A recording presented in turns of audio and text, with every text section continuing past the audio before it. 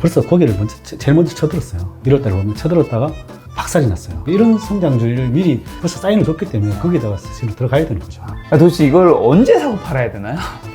제일 어려운 건데 맞아요. 오늘 주제는 바로 슈퍼개미 주식 투자 편입니다. 자, 그러면 이제 섹터 얘기했으면 이제 좀 네네. 종목으로 들어가면 네. 좋은 종목이라든가 성장성 높은 종목은 좀 어떻게 찾나요? 성장성 높은 종목은 사실은 이 회사가 혁신적인 기업이나 아까 연구진들이 많거나 그다음에 게임 체인저라고 아직 새로운 트렌드로 변화가 되는 소재라든지 뭐 이런 것들이 변화가 되는 기업들을 찾아내는 게 사실은 어려운 거죠. 그런 기업들을 이제 찾기 위해서 노력을 해야 되겠죠. 근데 그걸 하려면은 일단 세상을 보는 조금 해안이 조금 있어야 되는 것 같아요. 이제 어떤 해안이요? 다음 섹터가 뭔지 예를 들면 예를 들면 아까 전기차가 앞으로 전기차가 무조건 갈 것이야.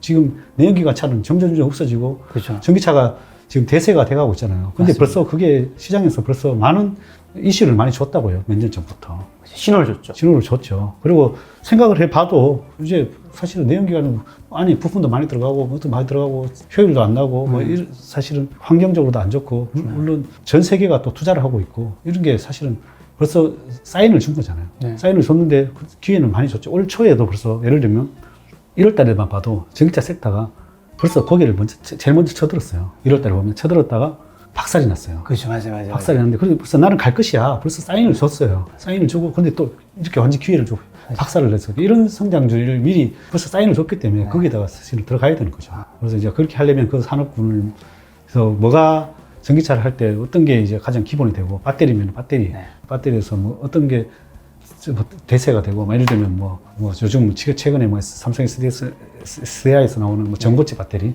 뭐 예를 들면 이게 전고체 배터리가 더 좋아질 것이다. 왜냐하면 뭐 충전 시간도 줄고 충전 양도 늘고 이런 것들을 흐름들을 한번 파악을 하면은 더 좋지 않나 이런 생각을 합니다. 만약에 그런 걸 모르고 섹터가 갈 거라고만 생각했을 때는 차라리 1등주, 대장주 사는 게 낫나요?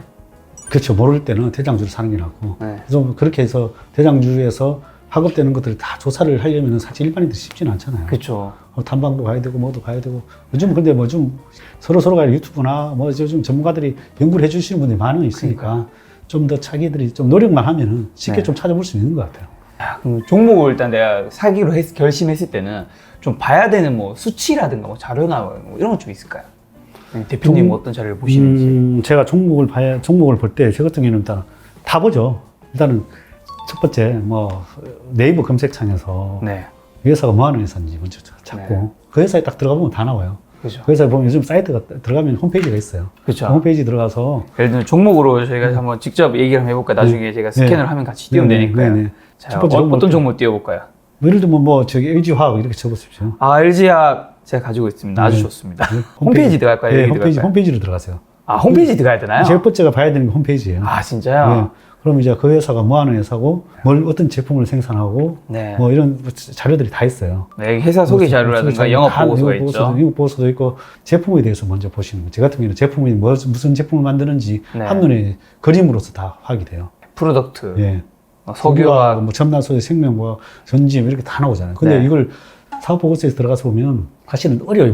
뭐라고 써라든지 일반인들 잘 텍스트밖에 없으니까 이걸 다 읽으려면 글도 많고 어려워요. 일단 이걸부터 보고 나면 일단은 큰 그림이 딱 나와요. 홈페이지를 먼저 보고 홈페이지를 들어가서 이 회사가 뭐 하는 회사인지 딱 한눈에 먼저 파악을 하고 그 다음에 사업 보고서를 보는 게 도움이 되지 않나 이렇게 생각합니다. 사업 보고서에서는 좀 어떤 걸 봐야 되나요? 처음부터 끝까지 한번 사업 보고서에 있는 내용들을 다 보는 게 좋아요. 그러면 이 회사가 뭐 하는 회사, 그 다음에 경쟁사가 뭐가 있고 무슨 연구를 하고 있고, 새로운 신사업은 뭐가 하고 있고, 관계사는 어떤 게 있고, 이런 것들이 다 나와요. 그래서 뭐 관계사에서 어떤 거는 적자가 나오고, 어떤 거는 이익이 나오고, 뭐 이런 것들이 다 나와요. 그 다음에 이제 넘어가야 되는 게 재무제표 보고, 뭐, 회사가 몇 년치 이익이 어떻게 나오고 있고, 매출액이 늘어나느냐, 이런 거 보고, 또 이익이 어떻게 늘어나느냐, 그 다음에 이제 뭐 현금 흐름, 이런 것도 보고, 그 다음에 이제 뭘 보냐, 대주주가 누구냐.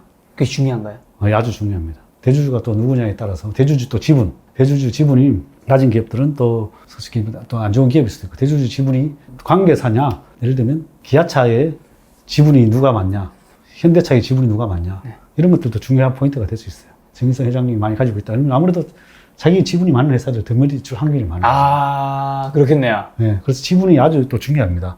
일단 회사가 이렇게 있다 보면 계열상에서 이렇게 보다 보면 자기 대주주가 많이 가진 회사로 이익을 아무래도 몰아주게 되겠죠. 자기 그렇겠네요. 그럼 거기가 최우선이라고 보면 되죠. 그럼 그 밑에 있는 만약에 자회사들이면은 거기서 이익이 오히려 줄고 여기 더 많이 확률이 더 많은 거죠. 그래서 밑에 자회사들은 오히려 조금 피하는 게 좋을 수도 있어요.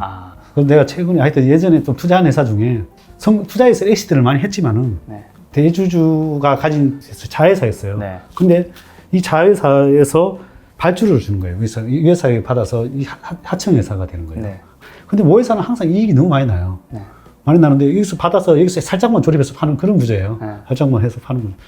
근데 여기 자기는 이익이 많이 나고 여기는 이익이 하나도 안 나요. 그래서 내가 몇 년째 지켜보다가 야, 너무 심한 거 아니냐. 너무 심한 거 아니냐. 여기도 좀 이익 좀 내라. 얘기를 해도 안 되니까 내용 증명을 보냈어요. 너희들 좀 심한 것 같으니까 네. 여기 이때까지 여기서 너 배임이다. 여기 대주주들한테 여기는 이익이 많이 나는데 여기다가 이익을 적게 주냐. 그러니까 이제 좀 잘하겠다고. 자, 몇 번 찾아오고 뭐 선물도 사가지고 오고 막 이러면서 뭐 와인도 사들고 한다 뭐 사들고 좀 이렇게 좀 지켜봐달라고 그러더라고. 그래서 여기가 좀 높아졌나요? 그래서 이제 기다리는데 안 올라오고 뭔가를 주가를 올라가지게 만들어주더라고. 그건 뭐 때문인지 모르겠는데 그때 이 회사가 조국 관련주로 편입되면서 네. 조국 관련주로 편입되면서 그 당시에 주가가 뭐 2,000원대 하던 게 순식간에 7,000원 이렇게 올라갔어요. 이게요? 네. 그래서 일단은 많이 올라오는 하면 일단은 내가 팔았어요. 왜냐면 그 가치보다 올라가서 하는데 그래도 내가 정의를 실현해야 되겠다. 그래도 또 실적 개판이 나오면서 네. 제가 또 사회 정의를 실현하자고 다시 한번 내용 증명을 보냈습니다. 네. 내용 증명을 보내니까 다시 답변이 왔더라고요. 뭐라고요? 답변이 왔는데 개선하겠다고만 하고 앞으로 잘하겠다. 네. 좀 지켜봐달라. 그냥 뭐 그렇게 답변이 왔더라고요. 맞아요. 그만큼 대주주의 지분이 너무 중요하다. 중요합니다. 아주. 그래서 어쨌든 자기한테 이익이 나게끔 하거나 뭐가 또 중요하면 또 나이가 연세가 너무 많으신 분들 하면 또 제 같은 경우에는 그런 주식을 하는데 나이가 많으신 분들은 사면은 성숙 정년 문제가 있으니까 네. 정년 문제가 있으니까 그 기간 동안에는 이익이 안 나옵니다. 예를 들면 옛날에 삼성물산 그냥 대기업으로만 봤을 네. 삼성물산이 그랬죠. 절대로 이익을 그때 뭐 수주도 안 받고 뭐도 안 받고 그러면서 엘리어스 공격을 시작을 했죠. 뭐 가치를 떨어뜨리는 건가요? 그렇죠. 가치를 떨어뜨려 수익이 왜냐하면 그걸 해야 정유세를 엄청 적게 내니까. 적게 내서 물려주니까. 이게 우리나라 상증법이 참 문제가 뭐냐면 상장회사들은 2개월 전, 2개월 후 주가를 해요. 그러다 보니까 사실 비상장회사들은 이제 자산 가치나 이런 것들이 다 반영을 시켜요. 네. 근데 상장회사들은 평균 주가로 해버리니까 2개월 전, 2개월 주가로 그러다가 주가가 만약에 올라버리면 또 취소를 해버려요. 그리고 일부러 회사를 막 눌러놓고 또 예를 들어서 차명들이 항상 다 가지고 있다고 보면 돼요, 대주주들은. 그럼 차명 주식들이 올라오면 그들이 팔아 그러고 또 눌러놓고 또 다시 실적 개판 내고 이렇게 하면서 상속 증여를 해요. 맞죠?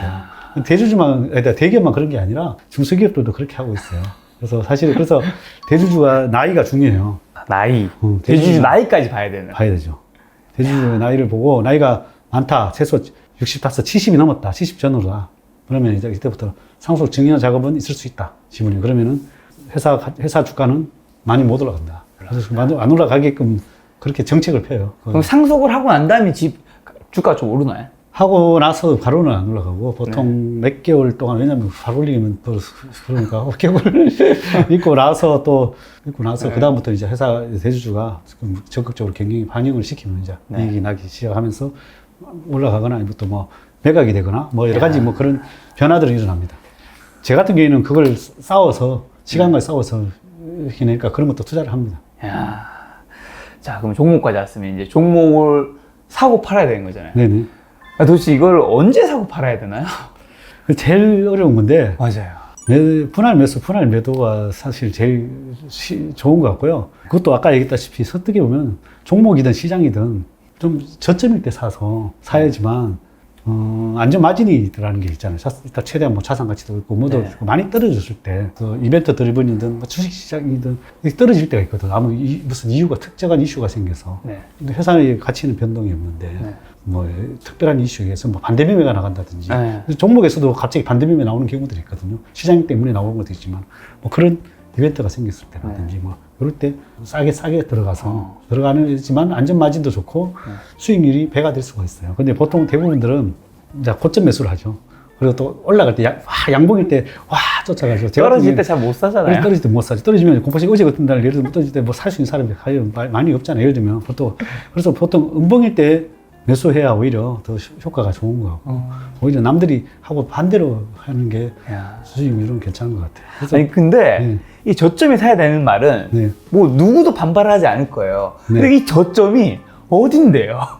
이 기준이 도대체 어떻게 찾아요? 뭐 어려운데 근데 네. 종목마다 또 보면 역사적인 저점들이 또 있어요. 저점들은. 어떤? 물론 깨는 경우도 있지만은 네. 뭐 한번 일종의 뭐 쉽게 얘기하면 뭐 52주 최저가 이런 것도 역사적인 저점 중 하나가 되는 건가요?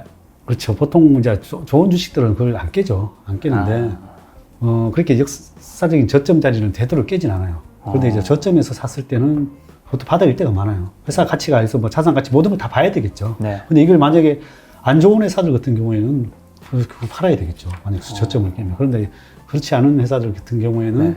오히려 사야 된다고 보는 거죠. 그런 것들은 이렇게 수익률이 좀 많이 올라갈 때가 많죠. 그런데 사는 것보다 사실 파는 게 더 어려운 것 같아요. 사는 거는 기술이고 뭐 파는 건 예술이다 그러잖아요.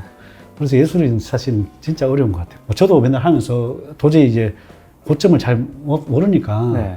일단은 뭐 고점에 팔 때는 많아요. 왜냐하면 분할 매도를 하니까. 네. 분할 매도를 하면은 결국은 내가 생각했던 고점에서 평균 가격으로 나르면 이래서 뭐 한 뭐 저점 대비해서 뭐 올랐을 때 한 75%는 되는 거죠. 네. 그러면 이제 어떻게 보면 뭐 고점에는 뭐 어깨에서 팔아라는 말이잖아요. 그렇죠. 근데 심리적인 안정을 주기 위해서 분할 매도가 최고 좋은 것 같아요. 왜냐하면 내가 팔고 나서 올라가면은 너무 거기에 더 사람들이 더 못 견뎌요. 스트레스 받아요. 안 산 거보다 팔고 나서 올라간 거에 더 맞아요. 억울해요. 팔아서 이익이 나는데도 불구하고 네. 그 사람들이 심리가 어떻게 보면 욕심인 거죠. 사람들이 다 욕심들이 있어서 그런 건데 솔직히 이익이 나온 거 판 거에서 만족을 해야 되는데 그걸 다 만족을 못 하는 거죠. 네, 그러면 주식 투자에서 뭐 여러 가지 섹터도 봐야 되고 종목도 봐야 되고 사고 팔고 뭐 여러 가지 뭐 엄청 많은 것도 있을 텐데 제일 중요한 건 뭔가요? 결국은?